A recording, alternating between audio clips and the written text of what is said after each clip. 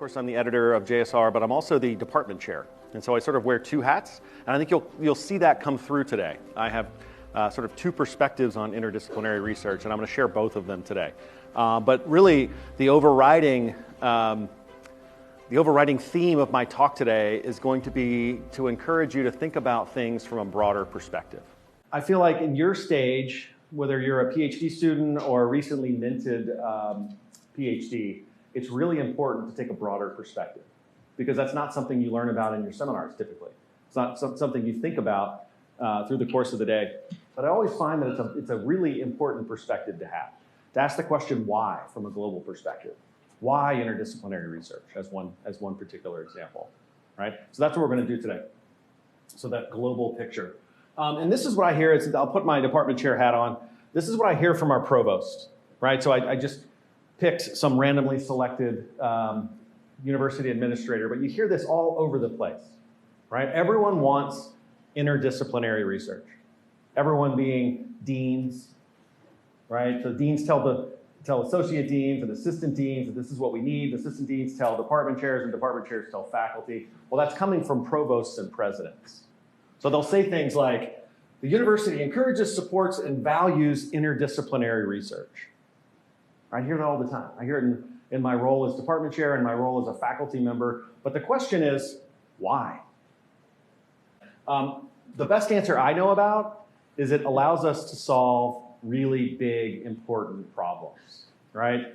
Big, hairy, wicked problems, as they're often called, right? And so these are big issues that are created by this interdisciplinary issue that's being created at the top of most universities, not only in the US, but all over the world. And it's being driven by big problems, but more so money.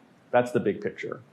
So if your dean comes to you, if your department chair comes to you and says, we really want you to do more interdisciplinary research, at least you have the macro perspective as to why that's happening and who it's benefiting. And really what's going on is they're going to all of the different colleges, specifically the hard sciences, and they're like, look, you've got to do interdisciplinary research because grant money really depends on it, right? And by the way, we can't just pick on you, so we have to go to all the colleges and say, by the way, you have to do interdisciplinary research. But we're not really looking at the business school, we're looking at grant money more than anything else. So that's the big picture there.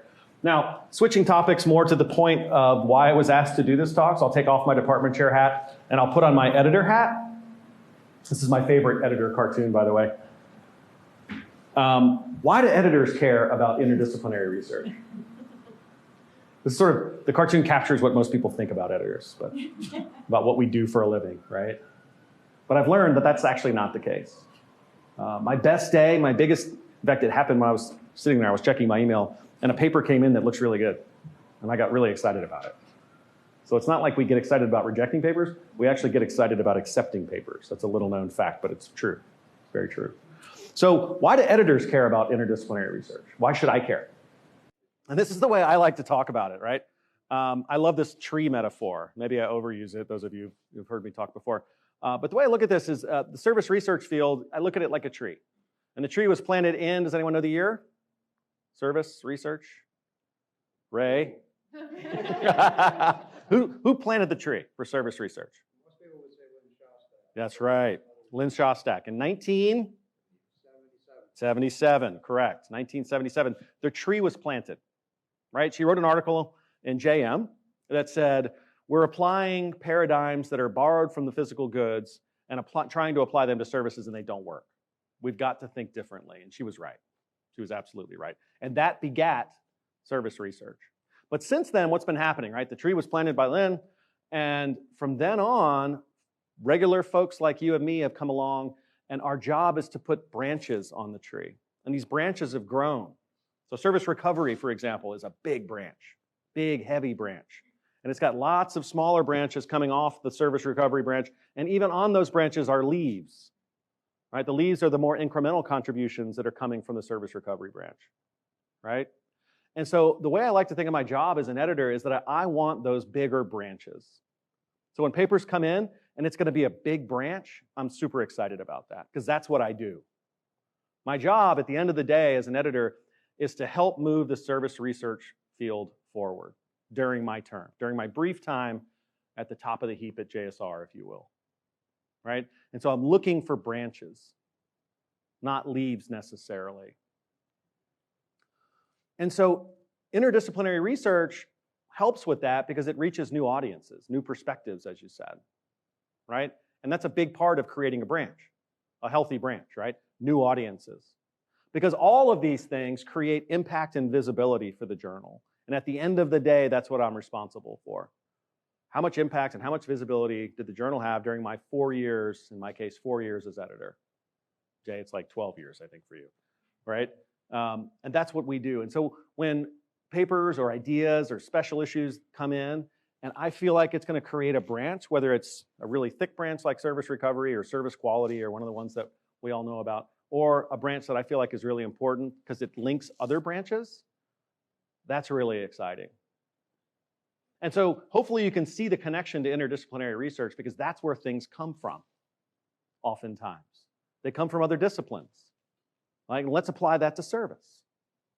And that makes me excited. It's editor's gold, if you will. So what are the IR connections to services, interdisciplinary research? Why are we talking about interdisciplinary in service? What's the relevance here? Participation points going down. If you haven't thought about it, it's because service research by definition is multidisciplinary. Right? Mahesh, what department are you in? Management, right? So it's not just marketing. How many people are in departments outside of marketing? Okay, which departments? Hospitality, yep, obviously. But service draws on all kinds of different disciplines. OVHR, Mahesh, right? IT, like if you're talking about e-service, certainly it involves IT, web-based services. Design and engineering, Ray, we'll get to you. Strategy, all kinds of things. These are just some of the ones that I thought of right off the bat. So services are multidisciplinary by definition. So here are some randomly selected.